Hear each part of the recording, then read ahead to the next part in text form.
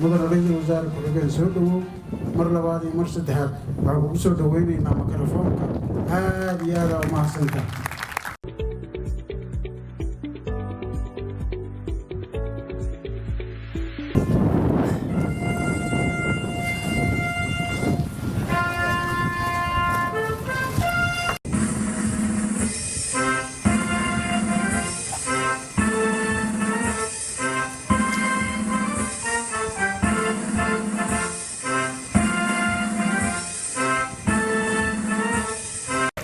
مهتنتهين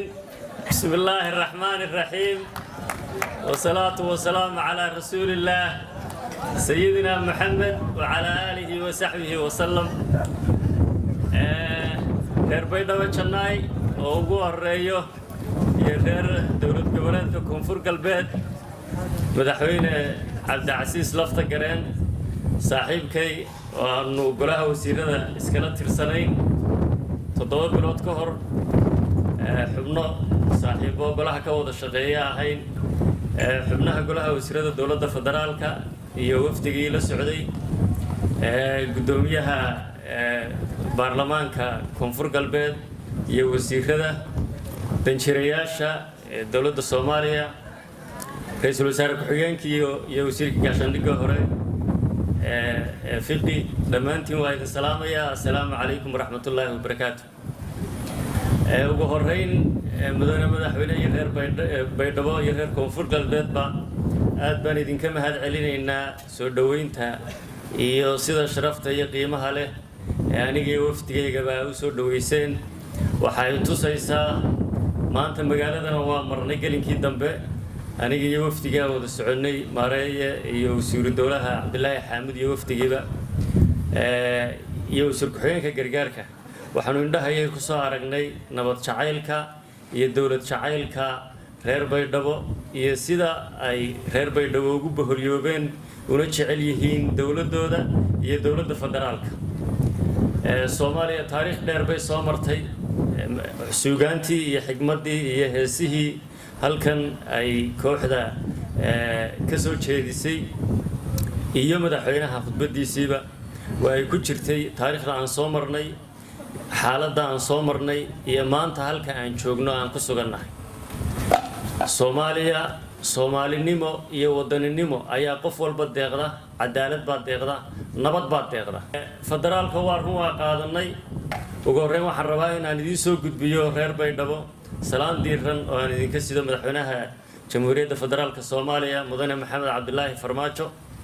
iyo gudooma waan nahay dowlad federaal waan qaadanay waa run 60kii siyaasiyiintii iyo aqoonyahankii reer baydhabo inay nidaamka federaalka ay hogaaminayeen kuna doodayeen in la qaato ku dhawaad 40-50 sano kadib waxaynu maanta ku sugannahay nidaamka federaalka taa macnaheedu waxay tahay federaalku waa dowlad xoog badan oo isku duuban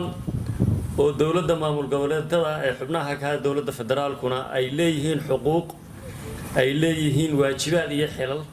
dowladda dhexena ay leedahay xuquuq iyo waajibaad iyo xilal ay gudanayso xaq loogu leeyahay taa waxaynu ku sii balbalaarin doonaa lagana naaqishi doonaa dastuurka federaalka oo hadda dib u habeyn xoogan iyo dib u eegisi ku socoto abuurina doona sidee ugu fiican oo loo wada shaqeeyaa maamuladii waa dhisnay waa inoo dhisan yihiin in xuquuqda iyo waajibaadka dastuuriga ah ee mid walba saaran lagu shaqeeyo muwaadinka Soomaaliyeedna ahmiyadda goowaad uu leeyahay oo qofka loo shaqeynayo uu yahay xilka ugu weyn inay naga saaran yahay weeyaan federaalku macnaheedu waa adeega ama serviceku inuu hoos u dhaadhaco oo halkii dawladda dhexe meel kaliya uun ama caasimaduna wal hore ku urursanaan jirtay la daadajiyo adeegii ilaa degmada ilaa tuulada ilaa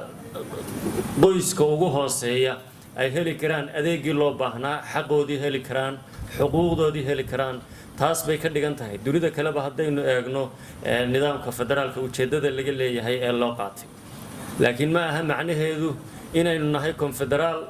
inaynu nahay dawlado fragmented ah oo yar yar oo mid waliba gooni u taagan yahay anagu waxaan aaminsanahay dal qani ah baynu ku dhaqanahay Soomaaliya haddaan nahay min raas Kamboni ilaa Lughaya ama Saylac haddaad Soomaaliya eegto khayraadka ku duugan ee dhinac walba ah dal intaas oo dhan leh waa yar yahay adduunka ama maba jiraba saddexdan gobol oo kaliya haddaad u timaadid maanta qadadii iyo cashadii aynu yeelanay waxa aynu cunay waxa ahaayeen wax dalka gudihiisa uun ka soo baxay hilibkii oo nooc walba geeli arigii digaagii kalluunkii caanihii geela liintii aynu isbarmuutadaynu cabnay khudaartii hadday cagaar tahay soortii marka wadan local product wax soo saarkiisii gudaha uun ku nool wax uu uga baahan yahay dal kale inaynu maanta haddana ka shirno gargaar iyo gurmad bani aadminimo waxa ay tajribo ku tahay caqligeenna oo ay imtixaamaysaa maxaa haddaba lagu gaari karaa inaynu gacmaheenna iyo saxaabadaada lagaga dhargaaye isku filnaano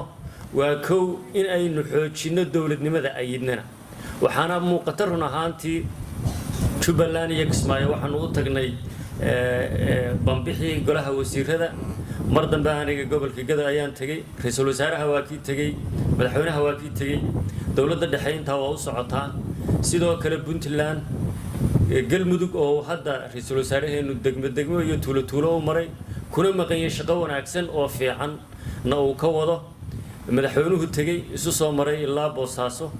ilaa iyo galguduud dhammaan isu soo wada maray waxa arkaysaan koonfur galbeed oo yimid madaxweynuhu ra'iisul wasaaruhu yimid shirkii aynu ku qabsanay kal hore madaxda qaranka intuba waxay tusaysaa haddaa u fiirsateen sida shacweynaha Soomaaliyeed ugu hiloobay dawladnimada dawlad jacaylka inay dawlad jecel yihiin in laga daalay colaadii waxay ku yeesayeen fanaaniintu colaad baa ina kala geysay waxa ina dhiqi karta uun dawladnimo cadaalad iyo sinaan iyo dawladnimo iyo sharciga aynu dhiganay oo aan ku dhaqanno iyo inaynu dalkeena aamino dawladdeena aamino oo waqti siino mas'uulka waxa la doortay 4 sano 4 sano lala shaqeeyo dawlad dhexe iyo dawlad goboleedba loo fahmo dawlad goboleedku awoodaha leedahay intay gaarsiisan tahay inay u baahan tahay dawladda dhexena gobolkii u baahan yahay oo aanay jirahaynin haddaanay dawlad goboleedyada jirin waa qof iyo jirkiisii qaybihiisii kala duwanaa waa ugu mahad celinayaa madaxweyne Cabdicasiis Lafta Gareen fahamka culus ee wadaninimadu ku dheehan tahay ee uu ka qabo aragtida nidaamka federaalka iyo xiriirka ka dhaxeeya dawladda dhexe iyo dawlad goboleedyada dhawaaqiinii iyo fariimihiinii waa dhageysanay waanuna qaadi doonaa mas'uuliyiinta sarena run ahaantii waa kala fadhiisanaynaa in wax kasta oo lala qaban karo lalana qabto dawlad goboleedka koonfur galbeed dhinac walba wax soo saarka iyo tacabka iyo dekedaha iyo kaabayaasha dhaqaale ee kale ee horumarin karaya dalka in wax badan laga qabto lana wada shaqeeyo taas baan ku gaari karaynaa horumar jiritaanna ku sugan karaynaa dalkeenu kaalintii uu adduunka kaga jiray maanta Soomaaliya hilow baa ka muuqda waa la isu hiloobayaa dawladnimo loo hiloobayaa dadka Soomaaliyeed waa bislaadeen waxayna u bislaadeen in jiritaankoodu ku xiran yahay in dawlad dalka oo dhan maashayso dalka oo dhan ku filan dalka oo dhan uu ku hiloobo oo ku kalsoonaado aynu helno taa wadadeedii cagtaynu saarnay aynu dastuurkeena ka shaqeyno aynu ka shaqeyno dawladnimadeena walaaltinimadeena ka shaqeyno Soomaalinimadeena ka shaqeyno taas baynu ku ahaan karinaa qaranka jira waa ogtihiin maanta dhalinyaradeenu waxay ku dhamaadeen badaha tahriib bay ku dhamaadeen xaaladaha ay kaga sugan yihiin Liibiya iyo meelaha kale oo loo tahriibo waa ka war haysaan intee baynu ku sii jiri karnaa dhulka intaa leeg oo inagu filan populationka Soomaaliyeedna aanu badnayn barnaantii marka loo eego dhulka aynu haysano dalal yar yar oo kooban ayaa populationka ku sugan ay ku 3 iyo 4 laabmayaan shacabweynaha Soomaalidu inta uu leeyahay waxaynu taaganahay xilligii 30 sanadood oo dib iyo qax iyo colaad ah kadib aynu maskaxda toojin lahayn aynu ka fikir lahayn maxaa inaga qaldan haddaan Soomaali nahay sidee baan jiritaankeenii mar labaad u sugnaa waa ku raacsanay madaxweynaha in xasilooni siyaasadeed la gaadhaa inay tahay takaliye ee isku xidhi karta in uu qarankii dib isu taago waana sababta madaxweynaha iyo ra'iisul wasaaruhu mar walba ay xoog u saaraan in xiriir dhow uu ka dhaxeeyo oo walaaltinimo ah dawladda dhexe iyo maamul goboleedada taasina meel fiican run ahaantii ay marayso horena ay u sii socon doonto waxay nagu soo aadan hadda 2 sanadood iyo 6 bilood oo xukuumadda nabad iyo nolol dawladda federaalka ay jirtay sanad iyo 5 bilood wax ku aadan in aynu u jihaysanahay una soconno in la gaaro doorasho xor ah oo xalaal ah waxa ogtihiin in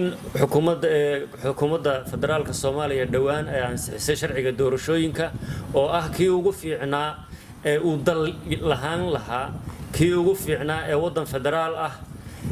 dib u habeyn dastuur ku waajahan doonaya 50 sanadood kadib 69 ay noogu dambeysay doorasho in muwaadinka Soomaaliyeed si xor ah oo xalaal ah oo nabad ah lagu gaaro doorasho hal qof iyo hal cod ah oo shacabweynaha Soomaaliyeed madaxweynahooda markii ugu horeysay ay si toos ah u soo doortaan taas ayaa nuu jeednaa sharciga doorashooyinka golayaasha sharci dejinta ayuu hadda hor yaala guddiga uu gudoomiyaha golaha shacabka u saaray waa soo darsi doonaan 2 bilood kadib golaha shacabka ka doodi doona waxaynu dhamaanteen rajaynaynaa inaynu u diyaar garowno 2020 maalin kaliyana aan la kordhinin loo soo anbabaxo in shacabweynaha Soomaaliyeed u dareeraan codkooda inay ku doortaan hogaamiyahooda gacantooda inay ku doortaan xildhibaankii matali lahaa oo cod shacabweyne cod dadweyne ku soo baxay u hoggaansan oo accountable ah shacabweynihii soo doortay oo kula xisaabtamayaan maxaad u qabatay shuruuc horumarineed oo dalka iyo gobolka ka turjumaysa ma meel marisay ay u yeedhi karaan la xisaabtami karaan warbixin ku soo celin karo waxa uu qabtay uga warrami karo golaha shacabka iyo shacabweynaha Soomaaliyeedna madaxweynahooda la xisaabtamayaan xukuumadoodana la xisaabtamayaan haddii maanta aynu ka hadlayno doorasho toos ah hal qof iyo hal cod ah taa macnaheedu waxay tahay 2020 oo ah 60 guurada maalmihii xorriyadda Soomaaliyeed waxaynu u dabaaldegi doonaa laba kaclayntii iyo fufkii qaranka Soomaaliyeed fufkii xorriyaddii 60kii ee hilowga iyo suugaanta iyo dal jacaylka iyo wadaniyadda ku salaysnayd taas baa dhammaanteen ballan inoo ah waxaynu arki doonaa insha Allah dawladda dhexe iyo dawlad goboleedada shacabweynaha Soomaaliyeed iyo muwaadiniinta Soomaaliyeed oo gacmaha is wada haysta loo gudbay dimuqraadiyaddii aynu u ahayn hormuudka Afrika 60meeyadii Soomaaliya waxay ahayd meeshii ugu horeysay ee si xor ah oo nabad ah xilka loo kala wareejiyo haddana taas way aragnimo inagu filan ilaa 2000 ayaa markastoo waqtigeedii ay gaadho madaxweynayaashu si nabad ah xilka loola kala wareegaa